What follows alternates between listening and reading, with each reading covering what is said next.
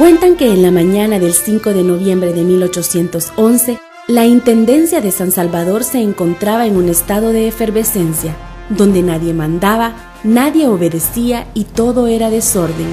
Fue con el repique de unas campanas que la audiencia capitalina fue invitada a una reunión en el Cabildo al sur de la Plaza del Rey para escuchar las palabras del joven Manuel José Arce, quien subido en un banquillo se dirigió hacia el ayuntamiento diciendo: No hay rey ni intendente, ni capitán general, solo debemos obedecer a nuestros alcaldes.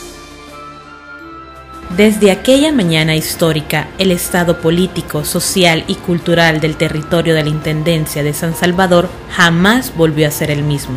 Según el investigador Carlos Cañas Dinarte, durante los levantamientos iniciados el 5 de noviembre, cientos de mujeres y hombres pusieron en riesgo sus vidas para defender los ideales de lucha. Sin embargo, los esfuerzos particulares realizados por las mujeres no fueron registrados en los archivos oficiales y muchos de sus nombres no volvieron a aparecer durante los levantamientos posteriores al segundo movimiento en enero de 1814.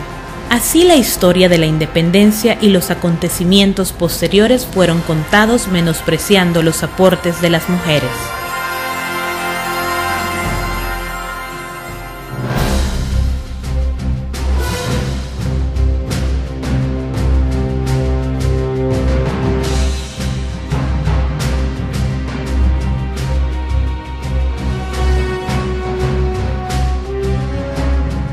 Según Carlos Cañas Dinarte, durante el período de lucha independentista en Centroamérica, algunas mujeres compartieron labores comunes a las que según el historiador se les denominaba oficios mujeriles. Gracias a la historiografía, ahora se conoce que estas mujeres no solo desempeñaban los oficios mujeriles, sino también ejercían roles más determinantes para las estrategias de lucha. Hubo otras más aguerridas, ¿no? Mostrando, ¿no? un liderazgo muy importante, ¿no? En otras zonas de la provincia de San Salvador, ¿no? Y fueron ellas las que llevaron incluso a los sectores populares, ¿no? a un levantamiento. Entonces, el papel de las mujeres en esta época es un papel bastante diverso, ¿no? Y bastante interesante. Las investigaciones realizadas por Cañas Dinarte arrojan algunos nombres de mujeres líderes, como el caso de María Madrid y Francisca de la Cruz, quienes fueron acusadas y capturadas por el delito de alta traición hacia la corona imperial ibérica. También se mencionan a Úrsula Guzmán y Gertrudis Lemus, quienes suministraron piedras y armas a los indios y mulatos durante los levantamientos ocurridos el 24 de noviembre de 1811 en Metapán, Santa Ana. Otras mujeres como María Feliciana de Los Ángeles Miranda y Manuela Miranda son ahora conocidas por su participación durante la revuelta ocurrida en Sensuntepeque. Según Cañas Dinarte, fueron capturadas y procesadas por las autoridades españolas y condenadas a azotes. Debido a su participación política, María de Los Ángeles murió en 1812, mientras recibía descargas de látigos en su espalda desnuda frente a una multitud reunida en la plaza central de San Vicente.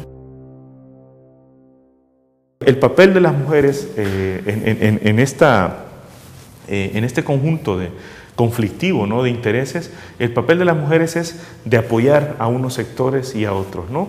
Por eso vemos a muchas mujeres, sobre todo esposas de algunos líderes presos, ¿no? Gestionando, ¿no? su liberación, ayudándolos a que su experiencia, ¿no? de prisionero no fuera tan dura, ¿no? Ayudando a otros amotinados, ¿no? dándoles víveres, proporcionándoles armas, etcétera, ¿no? María Felipa Aranzamendi, esposa de Manuel José Arce, Ana Andrade Cañas, esposa de Santiago José Celis, y Manuela Antonia de Arce, esposa de Domingo Antonio de Lara, desempeñaron un rol determinante cuando sus esposos se encontraron presos.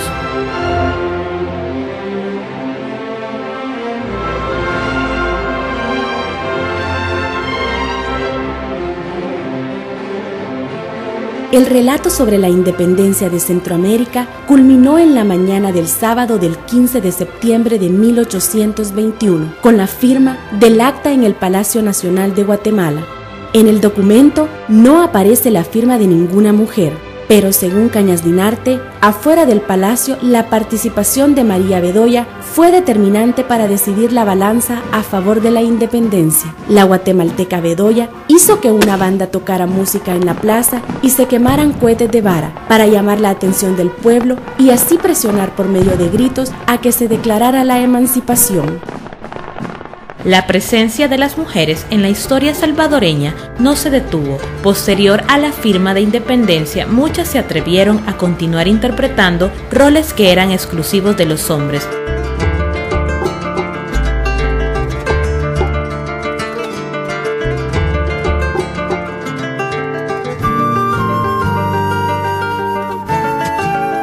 Concepción Mendoza y Antonia Navarro fueron las primeras salvadoreñas oficialmente registradas en la Universidad de El Salvador. Concepción obtuvo en 1886 su grado de bachiller en Ciencias y Letras, lo que la llevó a investigar sobre la importancia de la historia. En su tesis, que lleva el mismo nombre, Mendoza analizó el desarrollo de los pueblos, por lo que en su trabajo de graduación explica: se han necesitado muchos esfuerzos para llegar a la época presente, y seríamos injustos si no reconociéramos los beneficios que debemos a las generaciones pasadas. Navarro fue la primera mujer ingeniera topógrafa. En su tesis cuestionó las afirmaciones provenientes de profesionales europeos acerca del fenómeno la luna de las mieses.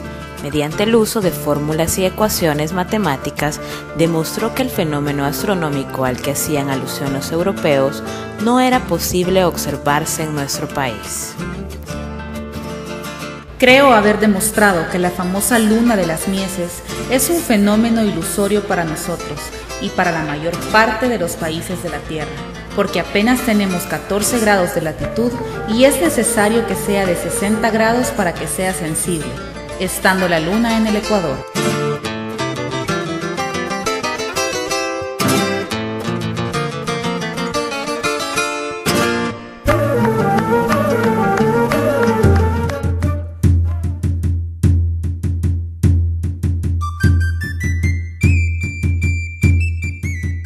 Barata se hizo famosa debido a su fascinación y amor hacia el tema folclórico e indígena de nuestro país propio de su época.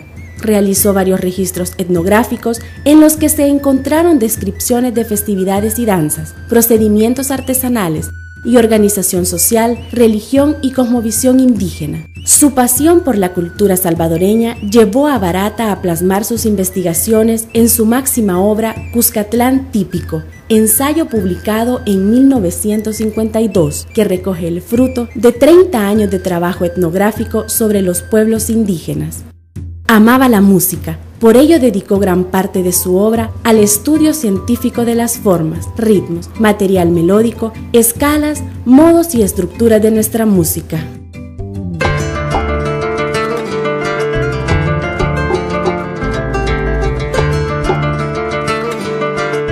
El primer movimiento de mujeres registrado oficialmente en la historia es la Manifestación de Mujeres en San Salvador, mejor conocido como las Anónimas, ocurrida el 25 de diciembre de 1922. Cientos de mujeres salieron a las calles a manifestar su apoyo durante la campaña electoral de esa época, que se debatía entre Alfonso Quiñones Molina y el doctor Miguel Tomás Molina. La marcha causó malestar político y, según Carlos Consalvi, las mujeres fueron reprimidas violentamente por la Guardia Nacional. En este contexto surgieron las voces que marcaron precedentes en la participación política y ciudadana de las mujeres. La primera de ellas es la voz de Amparo Casamalguapa, una maestra que desde muy joven mostró sensibilidad social, soñando con cambiar las estructuras sociales y políticas de su tiempo. Amparo publicaba sus ideas en un periódico local llamado Diario Latino. En sus escritos hablaba sobre la ignorancia y la falta de oportunidades educativas que mantenían las mujeres en situación de desventaja.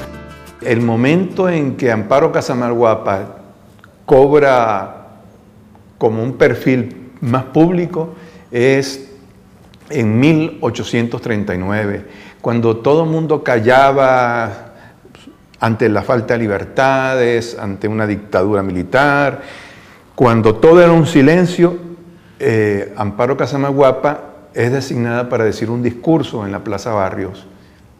Y en ese discurso, ante las autoridades y ante todo el pueblo capitalino, hace graves denuncias, denuncia la falta de libertades, la falta de democracia, y fundamentalmente hace serias denuncias a ministros del gabinete del general Martínez de estar involucrados en actos de corrupción, en tráfico de drogas. Y a partir de ese famoso discurso comienza la persecución.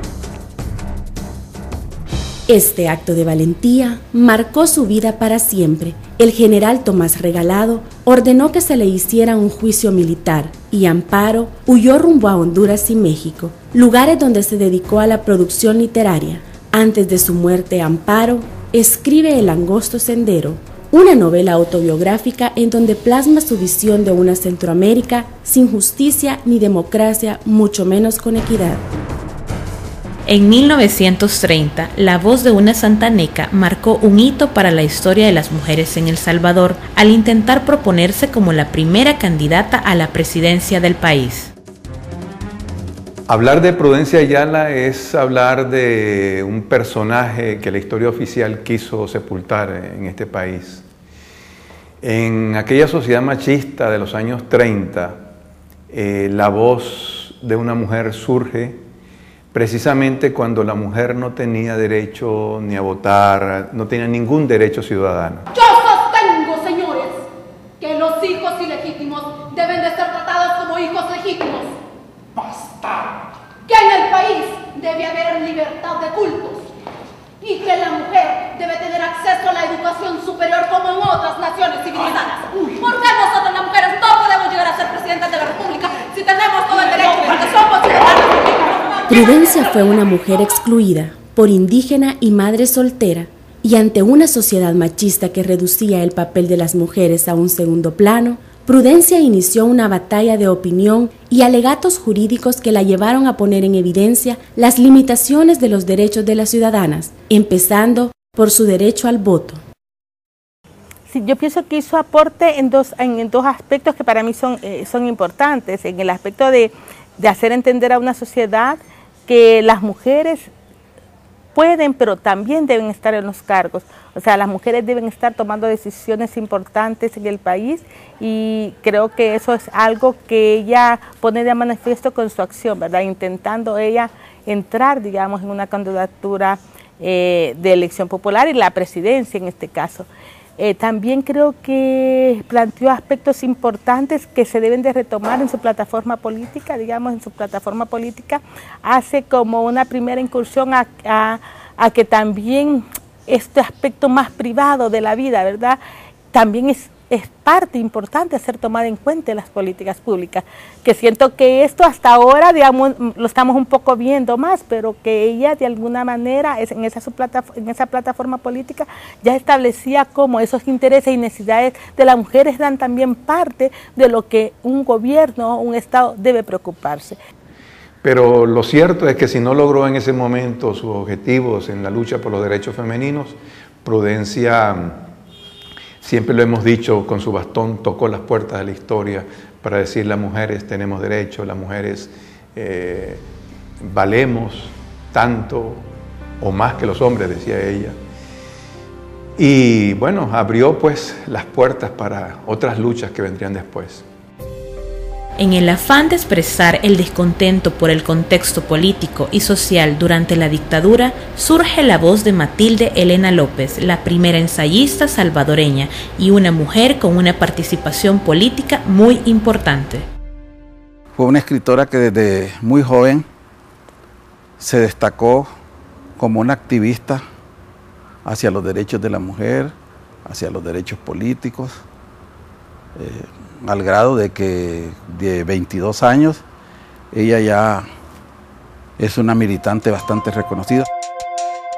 Tuvo una participación política muy importante en su juventud, justamente en los años del martinato y la caída del general Martínez, y después ella pues en su actividad en otros países como Ecuador, por ejemplo, donde vivió bastantes años, Y ella pues sí adhería a una línea de izquierda muy definida y lo mantuvo durante toda la vida. Pues una mujer muy valiente también, porque eso en aquellos años también era una cosa que implicaba muchos peligros.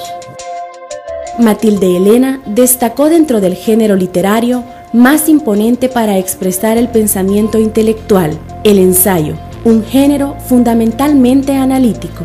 Básicamente era una gran ensayista, o sea que era una mujer de pensamiento, porque ella se dedicó a eso de una manera sistemática, ¿verdad? En un ambiente en que eso solo lo hacían los hombres, y ella rompió brechas.